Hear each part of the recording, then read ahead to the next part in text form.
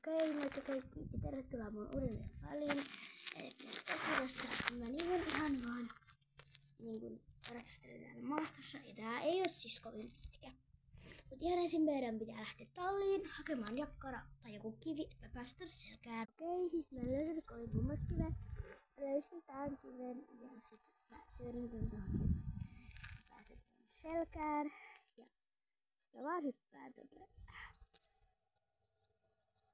Noin. Tällä lailla. Sitten mä vaan kävelen täällä. Ja siis mun pitää laittaa mun kamera mun päähän, että pystyy sit kuvaa sitä tuolta päähän. Okei. Mä voin nyt näin päin, että tulee sitä. Mut mä voihan tuon sitten toisinpäin mun äiti kuvaa tätä, niin sitten mä pystyn näkemään mun laukkasuorituksen. Okei, eli sitten mä sitten lähden menemään täällä ja mietin, pitäisikö mun lähteä ensin tuolle maastouralle vai lähdekö sitten vaan ratsastaa. Mut mä päätin, että mä lähden tälle maastouralle. Eli toi kivikko, mikä tässä menee.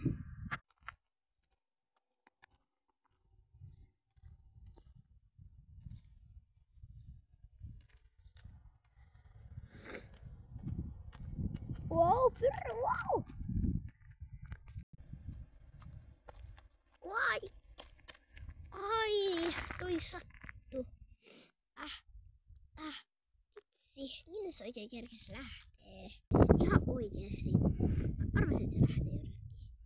Se on kuitenkin mennyt vaan syömään taas jotain vihreätä. Noniin, siellä se syö vihreätä. Mä arvasin. Nyt jäit sitten kiinni. Nyt mennään takas talliin ja sä et enää pelleile mulle. Noniin. Okei, eli tää video oli tässä. Mä en tiedä minkälaisia videoita mä tekisin nytten Freijan kanssa, mutta siis laittakaa videoehdotuksia Instagramiin.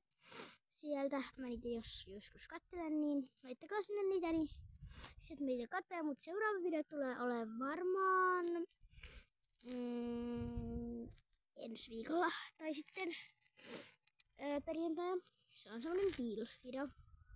En ole varma milloin se tulee ja sit tulee semmonen lyhyt videokin vielä. Kiitos kun katsoit videon ja nähdään ensi videon parissa. Moikka!